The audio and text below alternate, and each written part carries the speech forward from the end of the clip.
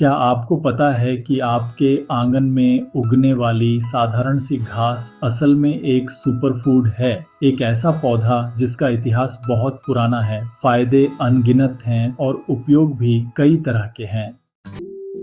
नमस्कार दोस्तों, आज के इस वीडियो में हम बात करेंगे कुल्फा साग यानी पर्सलेन की। कुल्फा का इतिहास हजारों साल पुराना है। यह पौधा प्राचीन सभ्यताओं से लेकर आज तक इंसानों के भोजन और औषधि का हिस्सा रहा है। कुल्फा साग एक ऐसा पौधा है जो सब्जी के रूप में ओमेगा 3 देता है।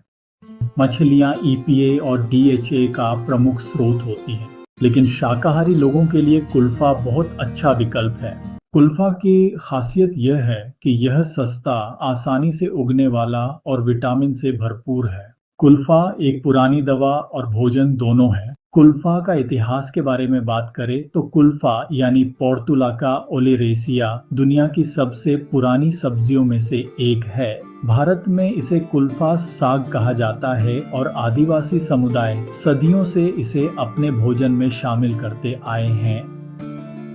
प्राचीन सभ्यताओं में इसे भोजन और औषधि दोनों रूपों में इस्तेमाल किया जाता था। इसका उपयोग इंसानों द्वारा कम से कम 2000 से 4000 साल पहले से किया जा रहा है। ऐतिहासिक समय रेखा के अनुसार प्राचीन सभ्यताओं में यूनानी और रोमन लोग कुल्फा को भोजन और औषधि दोनों रूपों में इस्तेमाल करते थे।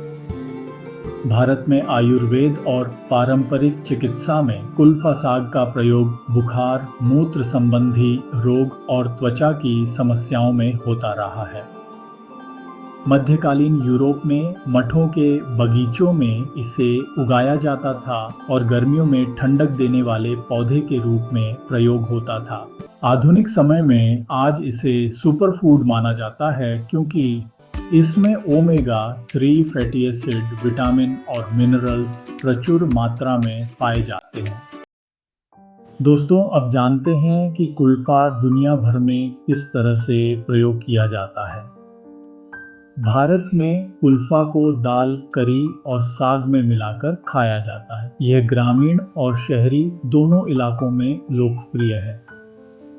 मध्य पूर्व में इसे बाकुला यारका नाम से जाना जाता है और वहाँ इसे सलाद और स्ट्यू में इस्तेमाल किया जाता है। यूरोप में फ्रेंच भाषा में इसे फोरपियर और स्पेनिश में वर्दोलागा कहा जाता है। वहाँ लोग इसे सलाद और अन्य व्यंजनों में शामिल करते हैं। चीन में पारंपरिक चिकित्सा में कुल्फा का प्रयोग शरीर को ठंडक देने और विषहरण के लिए किया जाता है। आइए अब कुल्फा की उपलब्धता और पहचान पर चर्चा करें। भारत में ये कहाँ-कहाँ पाया जाता है और किन-किन नामों से जाना जाता है। कुल्फा भारत में कई नामों से जाना जाता है। हिंदी में कुल्फा साग, तेलुगु में गंगवेलिकूरा, बंगाली में नूनिया शाक, गुजराती में लूनिया भाजी और मराठी में तांबड़ी भाजी। इसकी आकृति फैलावदार होती है और पत्तियां मोटी, रसीली तथा हल्के खट्टे स्वाद वाली होती हैं।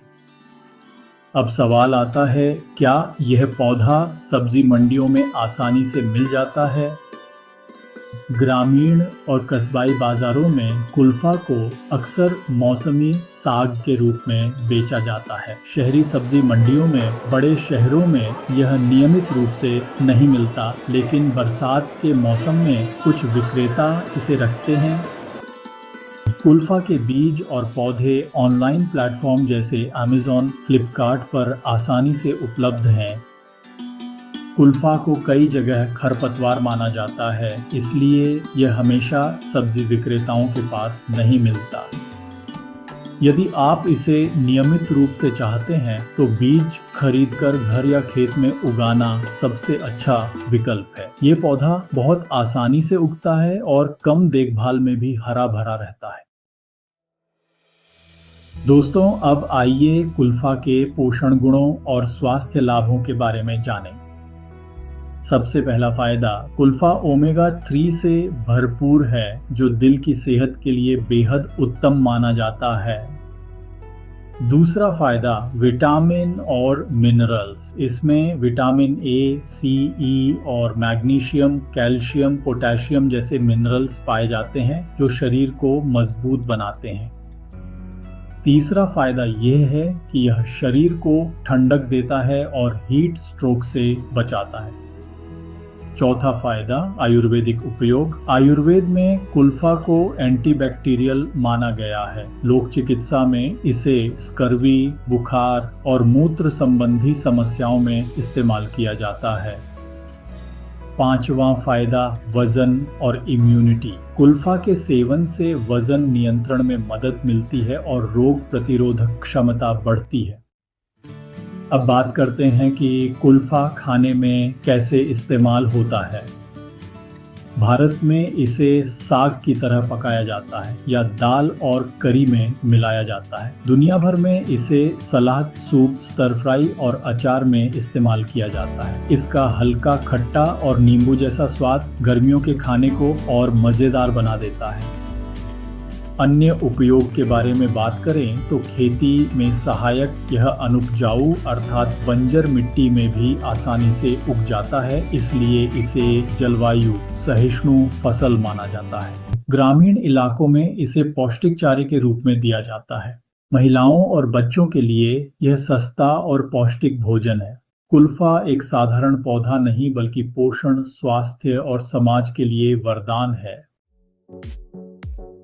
दोस्तों, अब जानते हैं कि कुल्फा पौधा कैसे उगता है और इसे सुरक्षित रखने के आसान उपाय क्या हैं।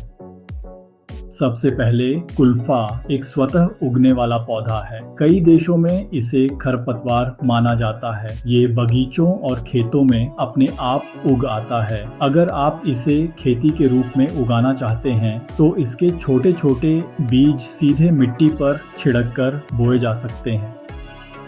ये पौधा गर्म मौसम यानी कि 21 डिग्री सेंटीग्रेड से 38 डिग्री सेंटीग्रेड में सबसे अच्छा बढ़ता है। कुल्फा एक वार्षिक पौधा है जो गर्मियों और बरसात में आसानी से उग जाता है। मिट्टी की बात करें तो यह अनुपजाऊ अर्थात बंजर, रेतीली या दोमट मिट्टी में भी अच्छी तरह बढ़ता है। इसे ज्यादा देखभाल की जरूरत नहीं होती। कम पानी और पोषक तत्व रहित मिट्टी में भी यह हरा भरा रहता है। इसकी आकृति फैलावदार होती है और पत्तियां मोटी, रसीली तथा हल्के खट्टे स्वाद वाली होती हैं। पौधे को सुरक्षित रखने के लिए नियमित सिंचाई करें, लेकिन ध्यान रखें कि पानी भराव न हो। आसपास की खरपतवार हटाएं ताकि पौधे को पर्याप्त पोषण मिले। जब पौधा फूल और बीज दे तो बीज इकट्ठा कर सूखी जगह पर रखें। कुल्फा को हल्की धूप पसंद है। बहुत तेज धूप में पत्तियां जल्दी सूख सकती हैं। कटाई धीरे धीरे करें, पूरा पौधा न उखाड़ें। इससे यह बार बार नई पत्तियां देता रहेगा। पत्तियों को सुखाकर पाउडर बनाया जा सकता है जिसे साल भर इस्तेमाल किया जा सकता है।